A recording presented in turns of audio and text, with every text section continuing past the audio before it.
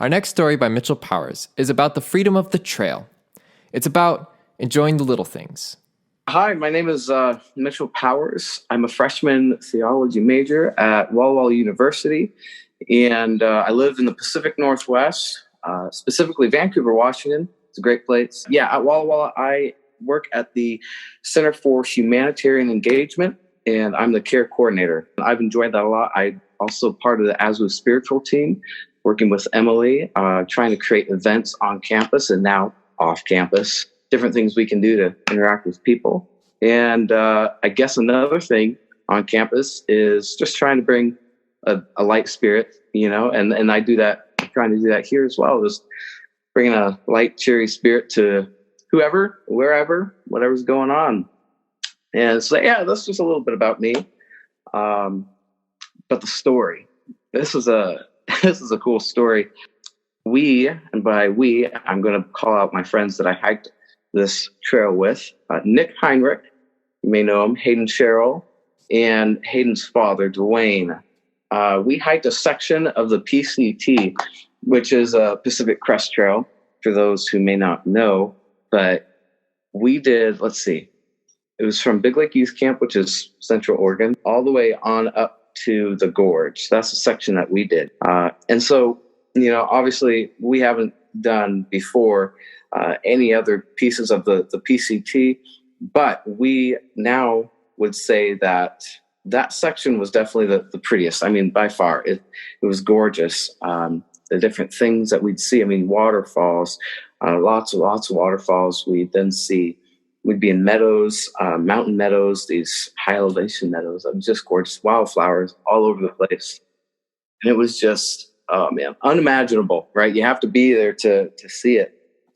But the story that is specific for me is the second night. And so a little bit of context I should give.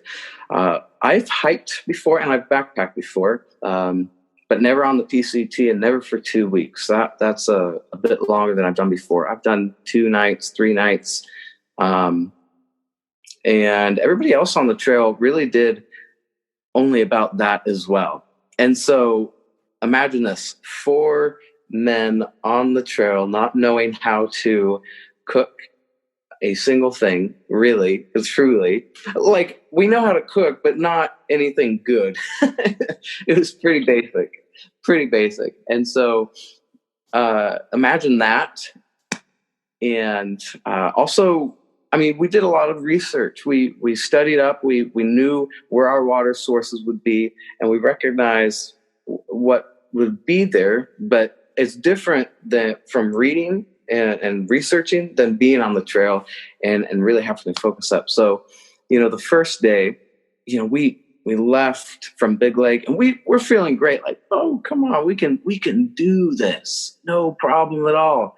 And this first day is a 15-mile hike to this, I'd say it's smaller than a lake. It's bigger than a pond. It's between that size, right? And it's up there past Three Finger Jack. But this climb to get there is quite a bit for a first day, and especially for us. And so 15 miles, we're climbing. It's switchbacks back and forth. You can see the dead forest, which is called that because of a fire that had happened not too long ago. You can see all of that. You can see the sun mid in the sky. It was gorgeous. The wildflowers that were created or that are there because of the wildfire as well. But all the while, you're realizing, wow, we're just climbing and climbing and climbing. Oh man, it was it was a lot to be done. And so we ate some of our Cliff Bars or the Kind Bars or snacks of whatever source that we had. We just kept stopping for water breaks and for eating. And we finally got to what we thought would be a wealth of water and a wealth of campsites and trees. And well, we were sorely wrong. It looked like it was an oasis at one point, but was very dried up. And so 15 miles in, little to no water. the trees were burnt down. So we say, okay, we can do this. We've got to keep on trekking. And so we do. After that great disappointment, 3 miles later, we get to this great place, an alpine lake. It was beautiful. It was gorgeous, very cold, but it was perfect. And when we set up camp, we set up our hammocks. That's how we did our camping. We didn't bring a tent. We assumed, because of the Pacific Northwest, that there'd be plenty of trees, and there was. So that was good. Yeah, we hammocked 2 on 2, and so we set that all up, and then we set up our kitchen camp, if you will. And Chef, which we all have trail names. So when I say Chef, I'm talking about Hayden's dad. And the reason we call him Chef is he'd cook everything, because after the first day, we were very hungry. And it's amazing what happens when you're hungry. You've worked so much, you burn so many calories, and you are ready to eat. There's just something about that. So he cooks the food, and the food was this, very specific: pizza. When he said, we're going to have pizza tonight, I was like, wow, that is quite the endeavor for someone to really try and do. But hey, you are Chef. Let's trust him. That's your name. So I'm filling up the water, which, because of that fact, I then became water boy. And there's more to that, I'll tell you in a second. But and then Hayden and Nick were just reorganizing their packs and stuff. And it didn't take long for Chef to put together these pizzas. What he did is everything was dried, right? And so he took this powder substance, put water in it, and here you go. You've got dough. Makes sense. And then he put it in this pan. And of course, it's a mess kit pan, so it's not large, and it's not specifically for gourmet cooking. it's camp.